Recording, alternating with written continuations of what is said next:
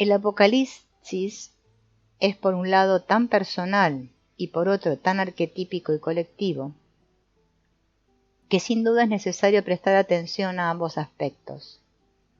En la actualidad el interés empezaría por concentrarse sin duda alguna en la persona de Juan. Como se ha indicado ya, entra dentro de lo posible que el Juan de las epístolas y el Juan del Apocalipsis sean una misma persona. Los datos psicológicos abogan a favor de esta hipótesis. La revelación fue experimentada por un cristiano de los primeros tiempos que probablemente fue una autoridad y tuvo que vivir una vida ejemplar y encarnar ante los ojos de su comunidad las virtudes cristianas de la verdadera fe: la humildad, la paciencia, la entrega, el amor desinteresado y la renuncia a todos los placeres mundanos. A la larga todo esto puede ser demasiado incluso para los mejores. Irritabilidad, malos humores y explosiones afectivas son los síntomas clásicos de la virtud crónica. Pero tal vez sean las palabras del mismo Juan las que mejor puedan iluminarnos sobre su actitud cristiana. Queridos, amémonos unos a otros, porque el amor es de Dios, y todo el que ama ha nacido de Dios y conoce a Dios. Quien no ama no ha conocido a Dios, porque Dios es amor. En esto consiste el amor, no en que nosotros hayamos amado a Dios, sino en que Él nos amó y nos envió a su Hijo, como víctima de expiación por nuestros pecados. Queridos, si Dios nos ha amado de esta manera, también nosotros debemos amarnos unos a otros, y nosotros hemos conocido y hemos creído en el amor que Dios nos tiene. Dios es amor, y el que permanece en el amor permanece en Dios y Dios en él. No cabe temor en el amor, quien teme no ha alcanzado la plenitud en el amor. Si alguno dice yo amo a Dios y odia a su hermano, es un mentiroso. Y nosotros hemos recibido de él este mandamiento: quien ama a Dios, ame también a su hermano. ¿Quién es entonces el que detesta a los nicolaitas? ¿Quién arde en deseos de venganza y desea acostar a Jezabel en el lecho del dolor y herir de muerte a sus hijos? ¿Quién no se cansa jamás de urdir sangrientas fantasías? Pero seamos psicológicamente justos. No es la conciencia de Juan la que imagina todas estas fantasías, sino ellas las que embisten contra su conciencia en una violenta visión, y se abalanzan sobre él con inesperada y no deseada vehemencia, con una intensidad que, como se ha indicado ya, desafía todo lo que de ordinario hubiéramos esperado como compensación a una actitud consciente, un tanto unilateral. He tenido la oportunidad de examinar muchos sueños compensatorios de cristianos creyentes, personas que se engañaban con respecto a su verdadera naturaleza anímica y se figuraban que poseían una constitución diferente de la que se correspondía con la realidad. Pero jamás he visto nada que ni de lejos pudiera compararse con las brutales antítesis de la revelación de Juan, a no ser, claro está, que se tratara de una severa psicosis. Sin embargo, Juan no nos da ningún motivo para llegar a un diagnóstico semejante. El Apocalipsis no es lo suficientemente confuso, es demasiado coherente, no es lo suficientemente subjetivo y grotesco para ello. Si tenemos en cuenta cuál es su objeto, sus afectos están más que justificados. Su autor no tiene por qué ser un psicópata desequilibrado. Basta con que sea un hombre apasionadamente religioso, con una psique, por lo demás bien ordenada. Pero este hombre tiene que mantener una relación muy intensa con Dios, y esta relación lo expone a una erupción que sobrepasa en gran medida todo lo personal. El hombre realmente religioso, el hombre al que se concede al mismo tiempo la oportunidad de ampliar extraordinariamente su conciencia, tiene que contar con esos peligros. En efecto, la meta de las visiones apocalípticas no estriba en que el hombre ordinario Juan llegue a saber cuán enormes sombras se agazapan bajo su naturaleza luminosa, sino en abrir los ojos del vidente a la inconmensurabilidad de Dios, pues quien ama conoce a Dios. Puede decirse que precisamente porque Juan amó a Dios e hizo todo lo que estaba en su mano para amar también a sus semejantes, se dio de bruces con la gnosis, con el conocimiento de Dios. Así, al igual que Job, Juan contempló la naturaleza furiosa y terrible de Yahvé, por lo que vivió la experiencia de que el evangelio del amor era unilateral y lo completó con el evangelio del temor. Dios puede ser amado y debe ser temido. Con ello el campo visual del vidente trasciende con mucho la primera mitad del León cristiano. Juan barrunta que, después de un milenio, dará comienzo la era del anticristo, un indicio evidente de que Cristo no es forzosamente el vencedor. Juan se adelanta a los alquimistas y a Jacob Boehme. Juan se siente tal vez implicado personalmente en el drama divino cuando anticipa la posibilidad de ese nacimiento de Dios en el hombre que fuera ya presentido por los alquimistas, el maestro Eckhart y Angelus Silesius. Con ello, Juan esboza el programa del entero eón de Piscis, con su dramática enantiodromía y su oscuro final, que todavía no hemos vivido y ante cuyas posibilidades genuinas y verdaderamente apocalípticas tiembla la humanidad. Los 4 siniestros jinetes, los amenazadores sones de las trompetas y las airadas copas que han de derramarse sobre el mundo aguardan ya su hora. Siguen aguardando todavía su hora.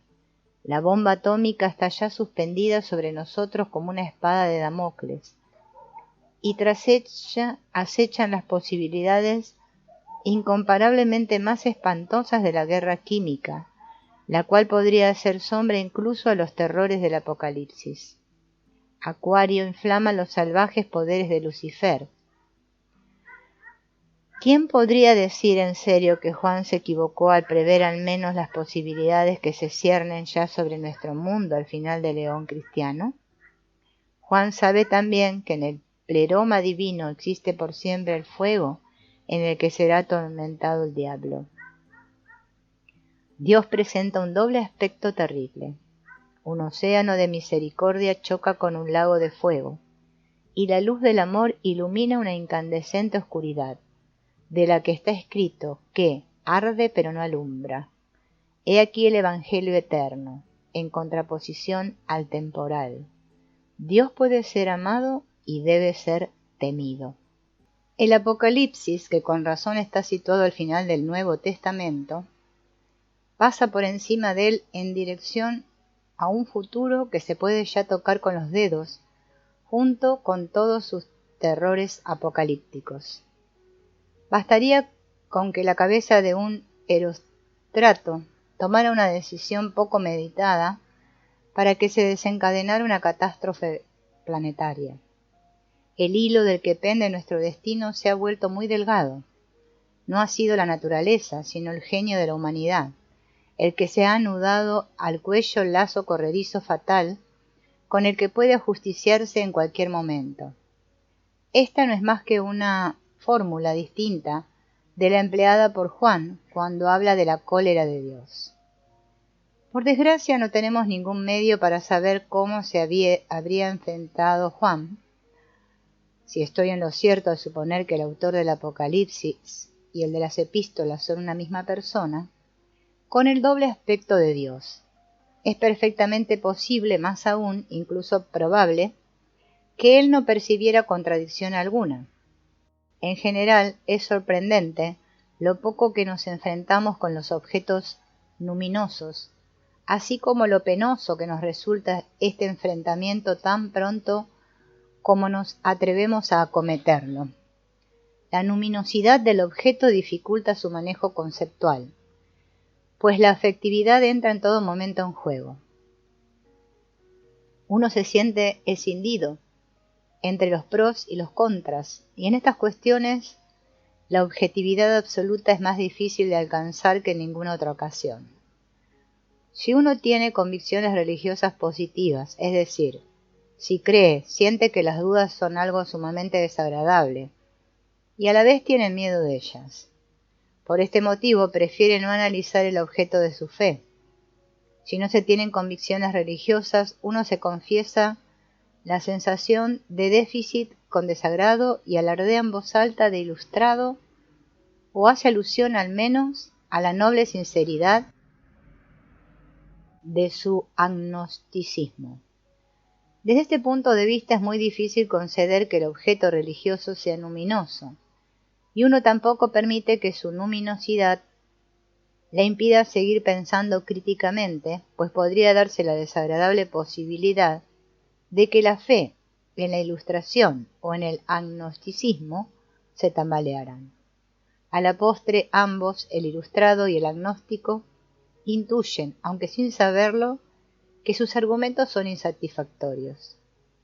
La ilustración opera con un inadecuado concepto racionalista de la verdad y apunta, por ejemplo, que afirmaciones como la de que Jesús nació de una virgen, fue hijo de Dios, resucitó de entre los muertos, etc., no son otra cosa que simples disparates. El agnosticismo afirma que no tiene ningún conocimiento de Dios o de cualquier otro tipo de realidades metafísicas, y pasa por alto que los hombres no tienen convicciones metafísicas, sino que son poseídos por ellas. Ambas posturas están poseídas por la razón, lo cual representa aquí el papel de árbitro supremo indiscutible en estas cuestiones. Pero, ¿quién es la razón? ¿Por qué tendría que ser suprema? ¿Acaso no es cierto que lo que está ahí es una instancia superior a la del juicio racional, como nos muestran tantos y tantos ejemplos de la historia del espíritu? Por desgracia, incluso los defensores de la fe operan con argumentos igual de fútiles, solo que en la dirección inversa. Solo de una cosa no se puede dudar, y es de que existen declaraciones metafísicas que son apasionadamente afirmadas y negadas a causa, justamente, de su luminosidad. Este hecho arroja el fundamento empírico seguro del que es preciso partir, constituye en efecto un fenómeno psíquico, y en cuanto tal su realidad es objetiva. Como es natural, dentro de él hay que incluir todas las afirmaciones que han sido alguna vez luminosas, o lo siguen siendo, incluidas las contradictorias entre sí. Es preciso tener en cuenta el conjunto de todas las declaraciones religiosas. Volvamos a la cuestión del enfrentamiento con el paradójico concepto de Dios puesto al descubierto en las páginas del Apocalipsis. El cristianismo estrictamente evangélico no necesita enfrentarse con él, pues en definitiva ha acuñado como principal contenido de fe un concepto de Dios que, en contraposición a Yahvé, coincide con la quinta esencia del bien. Las cosas habrían sido muy diferentes, ciertamente, si el Juan de las Epístolas hubiera podido o hubiera tenido que enfrentarse con el Juan del Apocalipsis. En este sentido, las generaciones posteriores pudieron pasar por alto fácilmente el oscuro contenido del Apocalipsis, ya que no hubiera sido lícito poner en peligro irreflexivamente las conquistas específicamente cristianas. Pero para los hombres de nuestros días la situación es muy distinta. Nosotros hemos vivido hechos tan insólitos y estremecedores que la pregunta de si estos hechos pueden reconciliarse todavía de algún modo con la idea de un Dios bondadoso se ha vuelto perentoria. Aquí no se trata ya de un problema técnico de interés exclusivamente teológico, sino de una pesadilla religiosa que afecta a toda la humanidad y a cuyo tratamiento puede, y acaso debe, contribuir también con una palabra un profano como yo en cuestiones teológicas. Más arriba he expuesto ya las conclusiones a las que a mi juicio tiene uno inevitablemente que llegar cuando posa en la tradición del ojo crítico del sentido común. En tales circunstancias, cuando uno se ve confrontado de este modo con un concepto paradójico de Dios y al mismo tiempo, como hombre religioso, mide todas las dimensiones del problema, pasa a encontrarse en la misma situación en la que se encontraba el autor del Apocalipsis, del cual no es lícito suponer que fue un cristiano convencido. Su posible identidad con el Juan de las Epístolas pone al descubierto toda la gravedad de la contradicción. ¿En qué relación se encuentra este hombre con Dios? ¿Cómo soporta la contradicción intolerable en el ser de la divinidad? Aunque no sabemos nada de sus decisiones conscientes, creemos que la visión de la parturienta solar nos ofrece un punto de apoyo para averiguarlo. La naturaleza paradójica de Dios desgarra también al hombre en sus opuestos y al parecer lo expone a un conflicto insoluble. ¿Qué sucede ahora en un estado semejante? Aquí estamos obligados a cederle la palabra a la psicología, pues esta es la suma de todas las observaciones y descubrimientos que ella misma ha ido reuniendo en la observación de severos estados conflictivos. Existen, por ejemplo, colisiones entre deberes que nadie sabe a ciencia cierta cómo solucionar. La conciencia sabe únicamente que tertium non datur. Por ello, en estos casos el médico le aconseja a su paciente que espere, ya que podría suceder que su inconsciente produjera un sueño y que éste propusiera como solución un tertium irracional y por tanto imprevisto e inesperado.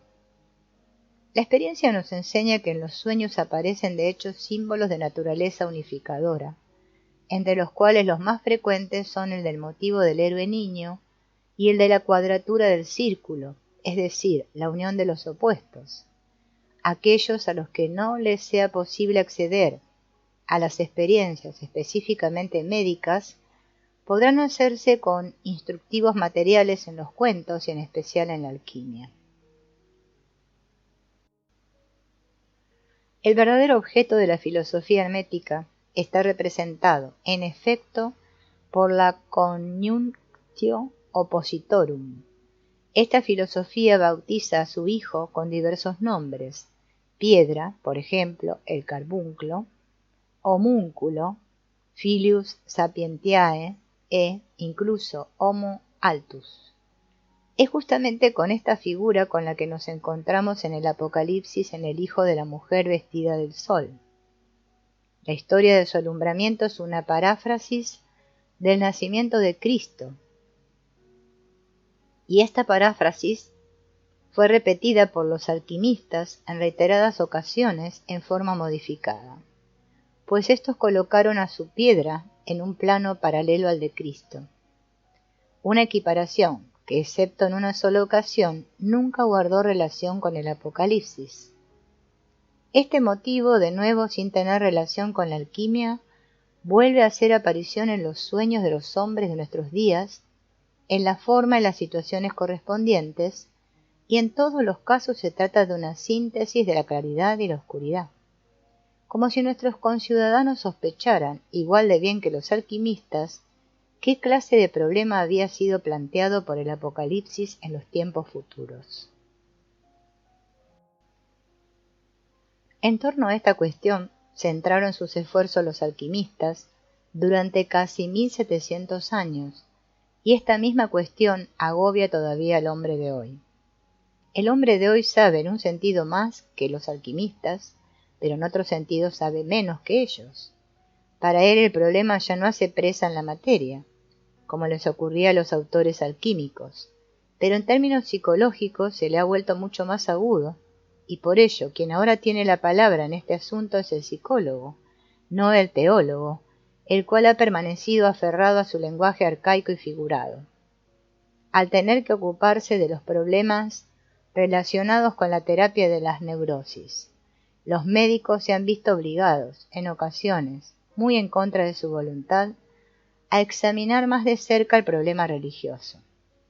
Yo mismo, y no sin motivo, he esperado a cumplir 76 años antes de atreverme a examinar realmente la naturaleza de esas superrepresentaciones que condicionan nuestro comportamiento ético tan infinitamente importante para nuestra vida práctica. Esas representaciones son, en última instancia, los principios que determinan en voz alta o en voz baja las decisiones morales de las que dependen la felicidad o la infelicidad de nuestra existencia. Todas estas dominantes culminan en un concepto positivo o negativo de Dios. Desde que Juan, el autor del Apocalipsis, viviera por primera vez, tal vez inconscientemente, ese conflicto al que aboca de manera directa el cristianismo, la humanidad ha tenido que cargar con él. Dios quiso y quiere hacerse hombre. Seguramente este es el motivo de que Juan viviera en la visión un segundo nacimiento del Hijo de la Madre Sofía, un alumbramiento que se caracteriza por una coniunctio oppositorum, es decir, un nacimiento de Dios que se adelanta al Filius Sapientiae, la quinta esencia del proceso de individuación. Este es el efecto que tiene el cristianismo en un cristianismo primitivo, que había vivido una vida lo suficientemente larga y decidida como para poder penetrar con la mirada en un futuro lejano. La mediación de los opuestos está insinuada ya en el simbolismo del destino de Cristo, es decir, en la escena de la crucifixión, en la que el mediador ha sido crucificado entre dos ladrones, de los cuales uno irá al cielo y el otro al infierno. ¿Cómo no podía ser de otro modo? En la concepción cristiana los opuestos fueron encarnados por el hombre y Dios, de suerte que el primero corrió el peligro de ser identificado con el lado oscuro. Esto, y lo que la doctrina de la predestinación cabe reconocer en ciertas insinuaciones de Cristo, influyó grandemente en Juan. Solo unos pocos predestinados desde la eternidad se salvan. La gran mayoría de la humanidad perece en la catástrofe final. La antítesis entre el hombre y Dios, propia de la doctrina cristiana, podría ser una herencia ya vista oriunda de esos primeros tiempos en los que el problema metafísico consistía exclusivamente en la relación de Yahvé con su pueblo. El temor a Yahvé era todavía demasiado grande. No obstante, la gnosis de Job, como para que alguien se atreviese a localizar la antinomia en la divinidad misma. Pero si no se objeta nada a esa antítesis entre el hombre y Dios, se llega a la conclusión cristiana: omne bonum adeo, omne malum ab homine, con lo que la criatura es puesta de manera absurda en contradicción con el Creador, imputándose al mismo tiempo al hombre una grandeza directamente cósmica o demoníaca en el mal. La ciega voluntad de destrucción que se abre paso en el éxtasis de Juan procura una idea de lo que significa poner al hombre en contradicción con el Dios del bien. De optarse por esta solución, se hace grabar sobre el hombre la idea oscura de Dios, que en Job todavía ocupaba su verdadero lugar. Pero en ambos casos el hombre es identificado con el mal, en la primera ocasión, con la consecuencia de que el hombre se rebela contra el bien, en la segunda, con la que se esfuerza por ser tan perfecto como su Padre del cielo. La decisión de Yahvé de hacerse hombre es un símbolo de la evolución que debe dar comienzo cuando el hombre toma conciencia de la imagen de Dios a la que está enfrentándose. Dios opera desde lo inconsciente del hombre, obligándolo a armonizar y coaligar las continuas influencias contrarias a las que lo inconsciente expone a su conciencia. Lo inconsciente quiere de hecho las dos cosas, unir y separar. Por ello, es lícito que el hombre cuente siempre en sus ensayos conciliadores con la ayuda de un defensor metafísico, como acertó ya a reconocer claramente Job. Lo inconsciente quiere fluir en la conciencia para llegar así a la luz, pero al mismo tiempo siembra de obstáculos ese mismo propósito, pues lo que propiamente le gustaría es seguir permaneciendo inconsciente. Lo diré de otro modo. Dios quiere hacerse hombre, pero no del todo. El conflicto que hace presa en su naturaleza es tan grande que la única moneda que puede comprar la encarnación estriba en que Dios mismo soborne las iras de su lado oscuro con una autoinmolación expiatoria. Dios encarnó primeramente el bien para crear así, como puede presumirse, una base lo más sólida posible para la posterior asimilación del otro lado. De la promesa del Paráclito nos es lícito concluir que Dios quiere llegar a ser hombre del todo, es decir, volver a engendrarse y darse a luz en su propia criatura oscura, en el hombre aún no liberado del pecado original. El autor del Apocalipsis nos ha brindado un testimonio de la acción continuada del Espíritu Santo, es decir, de la prosecución de la encarnación. El autor apocalíptico es un hombre criatural en el que irrumpe el Dios tenebroso de la cólera y la venganza como un viento abrasador. Este Juan fue tal vez el discípulo amado al que, en edad ya avanzada, le sorprendió el presentimiento de lo que estaba por venir.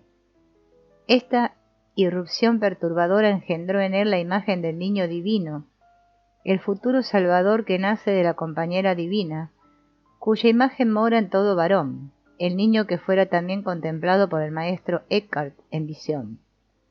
Juan sabía que Dios no es feliz en su divina soledad y que tiene que nacer en el alma del hombre. La encarnación en Cristo es el modelo ejemplar que va implantándose progresivamente en la criatura por obra del Espíritu Santo. Puesto que los cambios que actualmente vivimos apenas se admiten en comparación con los vividos por Juan en los primeros tiempos del cristianismo, en nosotros puede también irrumpir junto al mal toda suerte de cosas buenas, es decir, inspiradas por el amor. Por ello no debemos esperar ser víctimas de apetencias destructivas tan radicales como las de Juan. En mi experiencia no he observado jamás nada parecido, a excepción de ciertas psicosis severas y de ciertas obsesiones criminales. En virtud de la evolución espiritual que supuso la Reforma, y en virtud sobre todo del desarrollo de las ciencias, las cuales a fin de cuentas fueron originalmente enseñadas a los hombres por los ángeles caídos, nuestra naturaleza tiene ya mucho de oscura, por lo que de compararnos con la pureza de los santos de los primeros tiempos y de los posteriores, no tendríamos nada de qué enorgullecernos. Como es natural, nuestra relativa oscuridad no nos sirve de nada. Sin duda, atenúa las acometidas de los poderes malvados, pero por otro lado nos hace más propensos a ellos y relativamente incapaces de resistirlos.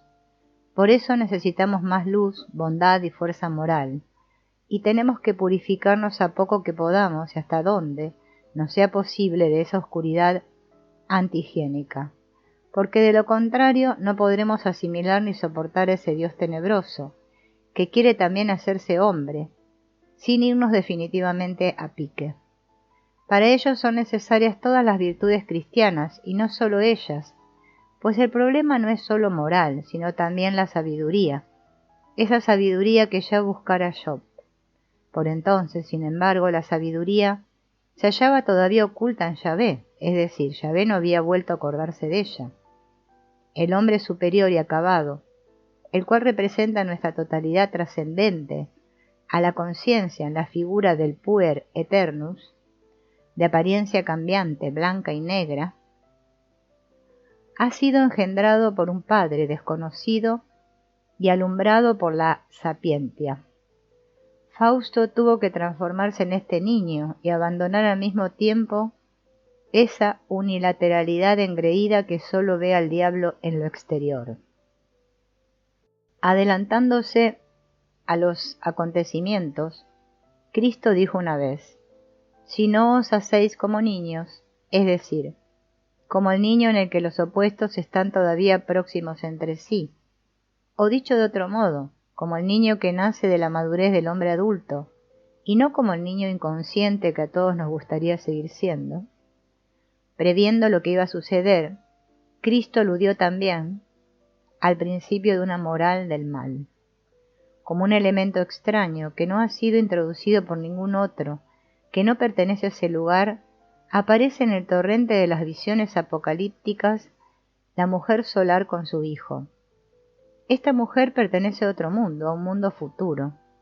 Por ello, el niño, al igual que el Mesías judío, es arrebatado a Dios, y la mujer ha de ocultarse por un largo periodo de tiempo en el desierto, donde sin embargo es alimentada por Dios. Pues el problema inmediato no estriba ni mucho menos en la reconciliación de los opuestos, sino en la encarnación de la luz y el bien, en la domesticación de la concupiscencia y en la consolidación de la civitas Dei antes del advenimiento.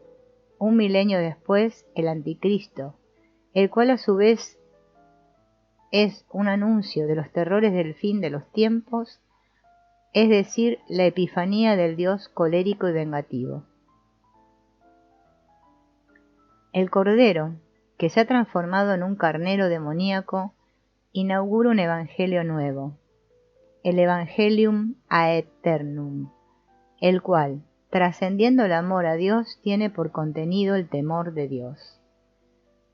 Por este motivo el Apocalipsis, al igual que el proceso de individuación clásico, concluye con el símbolo de la hierogamia de las nupcias del Hijo con la Madre Esposa.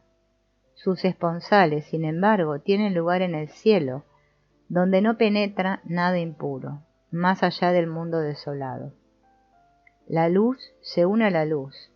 Este es el programa de León cristiano, programa que tiene que verse cumplido antes de que Dios pueda encarnarse en el hombre criatural.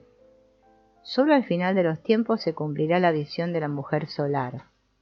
Reconociendo esta verdad, el Papa, movido sin duda también por la acción del Espíritu Santo, ha proclamado, para admiración de todos los racionalistas, el dogma de la Assumptio Mariae. En el tálamo celestial, María se ha unido, como prometida, con su Hijo y como Sofía, con la divinidad. Este dogma está lleno de actualidad en todos los sentidos de esta expresión. En primer lugar, cumple figurativamente la visión de Juan. En segundo lugar, guarda relación con las bodas del Cordero al final de los tiempos. Y en tercer lugar, repite la anamnesis veterotestamentaria de la Sofía. Estas tres cosas predicen la encarnación de Dios, pero si bien la segunda y la tercera anuncian la encarnación en Cristo. La primera, en cambio, anuncia la encarnación en el hombre criatural. El interpelado es ahora el hombre. En sus manos sobra un enorme poder de destrucción. Y la pregunta es si se resistirá a sus deseos de utilizarlo y podrá refrenar esos deseos con el espíritu del amor y la sabiduría.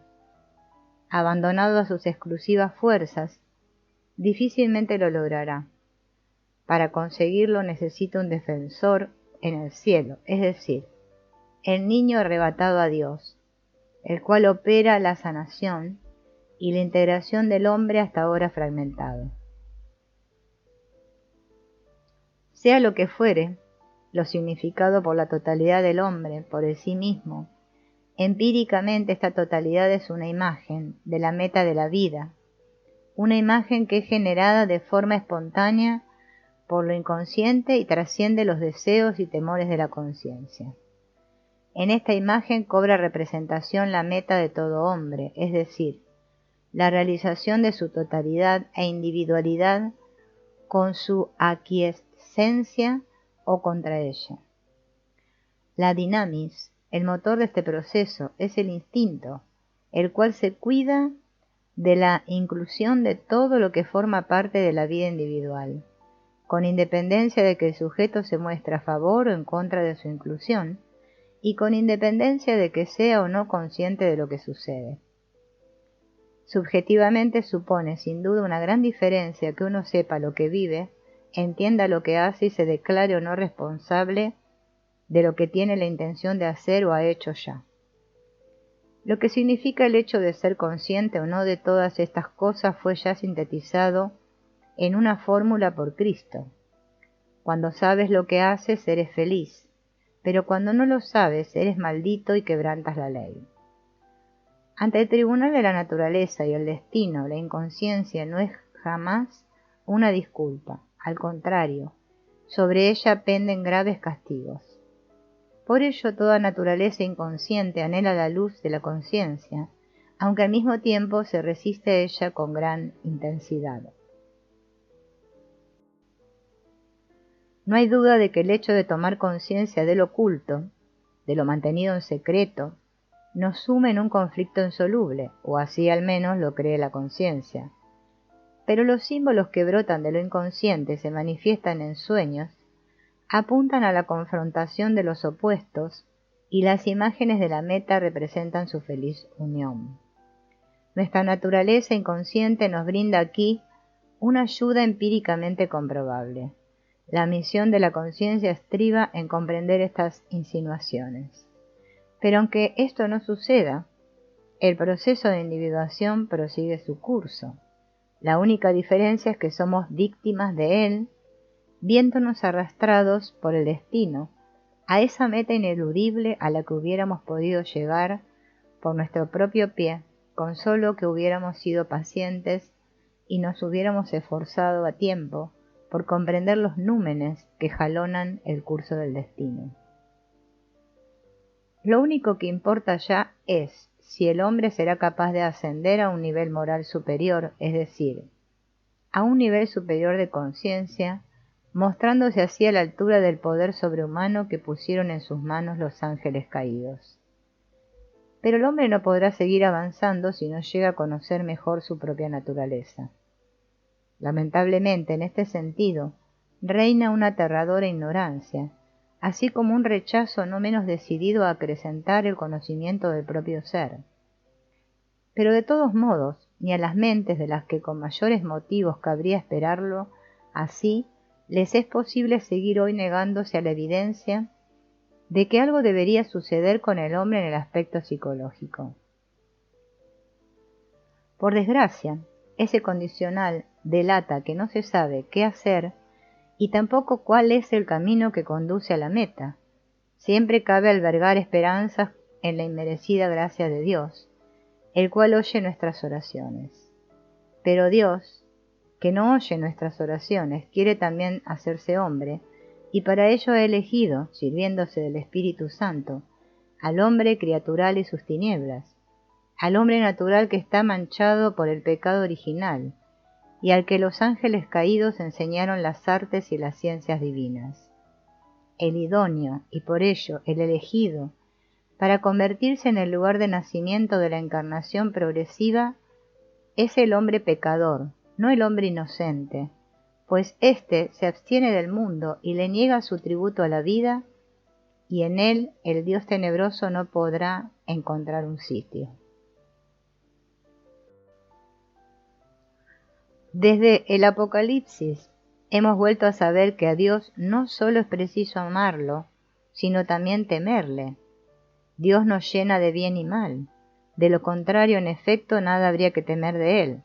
Y puesto que Dios quiere hacerse hombre, la unión de su antinomia tiene que verificarse en el ser humano. Para el hombre tal cosa representa una nueva responsabilidad. El hombre ya no puede seguir escudándose detrás de su insignificancia y nulidad, porque el Dios tenebroso ha puesto en sus manos la bomba atómica y las armas químicas, confiriéndole así poder para derramar las apocalípticas copas de la ira sobre sus semejantes.